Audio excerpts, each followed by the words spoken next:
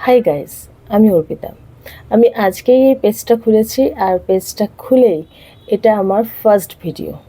এবং এই পেজটা খোলার পেছনে একটা বিশেষ কারণ হচ্ছে আমি আমার লাইফস্টাইলটা তোমাদের সাথে শেয়ার করতে চাই।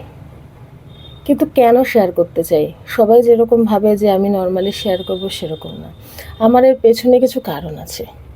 আমি ভীষণ ডিপ্রেসড, আর এই ডিপ্রেশনের কারণ হচ্ছে কি, বর্তমানে আমি একদম আউট অফ সাইজ। আমি ভীষণ হেভি ওয়েট হয়ে গিয়েছি। এখন আমার ডাবল এক্সেলের জামা লাগছে, কিন্তু এরকমটা আমি ছিলাম না বরাবর।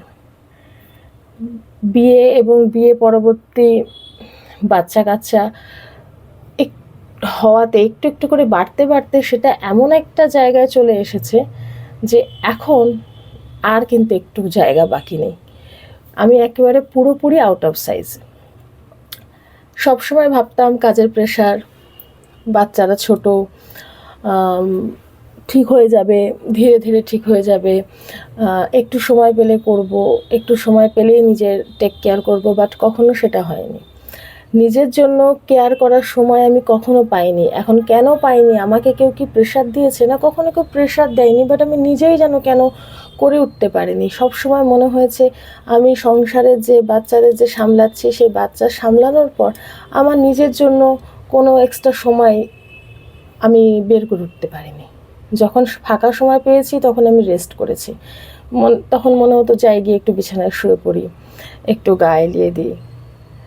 তো কোনোভাবে আমি নিজে ফিট হতে পারিনি। যত দিন গেছে আমি আমার শরীর স্বাস্থ্যকে আরও ক্ষয় করেছি। বর্তমানে আমি শুধু মোটা তাই নই, আমার বেশ কিছু শারীরিক প্রবলেম দেখা দিয়েছে, যেটাকে নিয়ে আমি সত্যি অনেক ডিপ্রেস থাকি। আর সব সামলে নিজের মনের উপরে একটা প্রেশার পড়ছে। আমি প্রচুর জায়গা থেকে ডায়েট চার্ট নিয়েছি, সেটাকে ফলো করার চেষ্টাও করেছি, বাট কোনো দিন সেটা প্রপারলি ফলো হয়নি। 1 সপ্তাহ, 2 সপ্তাহ, 3 সপ্তাহ, তারপর আবার আগের জায়গায় চলে এসেছি। আমার হাজব্যান্ডও আমাকে অনেক উজ্জীবিত করে যে তুমি করো, তুমি পারবে, বাট হয় না। তো এবার আমি ঠিক করলাম, কেননা তোমাদেরই আমি আমার ট্রেনার বা মেন্টর হিসাবে দেখি। আমি যা করব, যতটুকু করব, যেটুকু পারবো সেটুকুই আমি প্রত্যেকটা দিন তোমাদের সাথে শেয়ার করব। এতে করে আমারও কাছে প্রুফ থাকবে যে আমি কতটুকু নিজেকে আপগ্রেড করতে পারলাম, কতটুকু নিজের প্রতি টেক কেয়ার করতে পারলাম, কতটুকু নিজেকে সুস্থ করার দিকে নিয়ে যেতে পারলাম সেটাও থাকবে। আবার কোন দিন পারলাম না, কতটা ক্ষতি করে ফেললাম সেই হিসেবটাও থাকবে। জানি না এতে আমার কতটা উপকার হবে, তবে এটা আমার শেষ চেষ্টা। এই চেষ্টাটা আমি অবশ্যই করব। আর সেই জন্যই এই পেজটা খুলে আমি আমার প্রত্যেক দিনকার আমার যে লাইফের যে জার্নি, আমি যে এতটা ঘেটে গেছি, সেই ঘেটে যাওয়া লাইফটাকে আমি কতটা স্বাভাবিক ওয়েতে চালাতে পারছি সেটা আমি তোমাদের সাথে শেয়ার করব। পারলেও শেয়ার করব, না পারলেও শেয়ার করব। যেটা হবে সেটা ভালো, সেটাও শেয়ার করব, যেটা পারবো না সেটাও শেয়ার করব। তাতে করে আমি আমার দোষটাও বুঝতে পারবো, তোমরাও আমাকে ধরিয়ে দিতে পারবে। আমি তোমাদের কাছে একটা হেল্প চাওয়ার জন্যই, তোমাদেরকে মেন্টর বা ট্রেনার হিসাবে দেখার জন্যই আমি সত্যি এই জার্নিটাতে এগোচ্ছি। কারণ আমি এর আগে অনেক অনেক ট্রাই করেছি, বাট কখনো হয়নি। বাড়ির লোকের যারা আমাকে সবসময় বলেছে করো, তাদের কথাতে তো হয়নি। বাড়ির লোক বলতে আমার হাজব্যান্ড আর আমার 2 ছেলে। 2 ছেলে তো ছোটো। তো হাজব্যান্ড যতই আমাকে উজ্জীবিত করুক, লাস্টলি কোনো কাজ হয় না, উল্টে হাজব্যান্ডকেই বকাঝকা দিয়ে দিই যে তোমার জন্যই আমার হচ্ছে না, তুমি আমাকে সময় দাও না। তো এগুলো জাস্ট অজুহাত। আমার সময় তো আমাকেই বার করে নিতে হবে। আর আমি দেখো আমার ব্যাকগ্রাউন্ডটা কিছু সাজাইনি। আমি চাইলে পেছনের ব্যাকগ্রাউন্ডটাকে সুন্দর করে সাজিয়ে তোমাদের সামনে আসতে পারতাম, বাট না, আমি সেটা করতে চাই না। তার কারণ আমি যেরকম, আমি যতটা এলোমেলো, যতটা যেরকম, সেরকমভাবেই তোমাদের সামনে আমি নিজেকে রিপ্রেজেন্ট করব, এবং তার থেকে আমি কতটা নিজেকে পরিবর্তন করতে পারলাম সেটা তোমাদেরকে দেখাবো, তোমাদের সাথে শেয়ার করব। এই পরিবর্তনটা তোমাদেরকে দেখানোর জন্য না, নিজের ভালোর জন্য যদি করতে পারি, নিজের স্বাস্থ্যের জন্য যদি করতে পারি।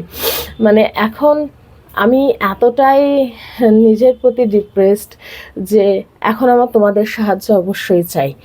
অন্তত তোমাদেরকে দেখানোর জন্য যদি প্রত্যেক দিন আমার একটা মানসিক চাপ থাকবে যে হ্যাঁ আমি এই চাটা খাবো বলেছি, তো এই চাটা আমাকে শেয়ার করতে হবে, আমি খাবো, তাতে যদি অন্তত খাওয়া হয়, মানে আমি এতটাই ল্যাথখোর হয়ে গিয়েছি যে এক গ্লাস জলও এখন আমার ঠিক সময় মতো খেতে মন চায় না, কোনো কিছুই ঠিক সময় মতো মন চায় না।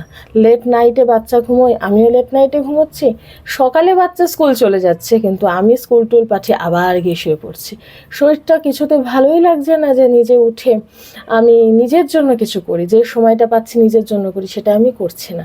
কিন্তু আজ থেকে, এখন থেকে সেটা আমি চেষ্টা করব, কতটা পারলাম সেটাও শেয়ার করব, যেটা পারলাম না সেটাও শেয়ার করবো। আর আমার বাড়ির মধ্যে তোমাদের সাথে নিরিবিলি কথা বলার জন্য এই জায়গাটা, এটা আমার কিচেনের একটা অংশ।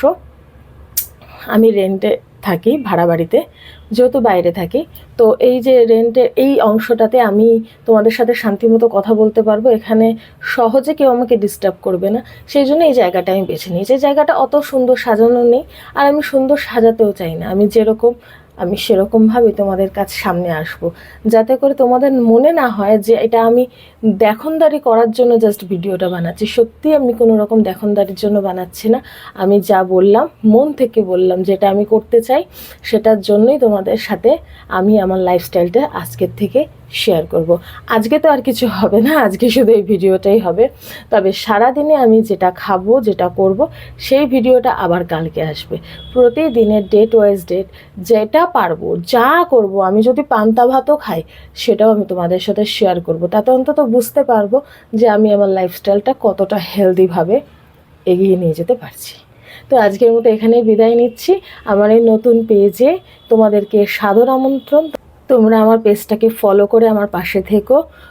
তোমাদের যেটা মন্তব্য, তোমাদের যেটা মনে হয় সেটা কমেন্ট বক্সে লিখো, কারণ তোমাদের মন্তব্য হয়তো আমাকে আরেকটু এগিয়ে যেতে সহযোগিতা করবে।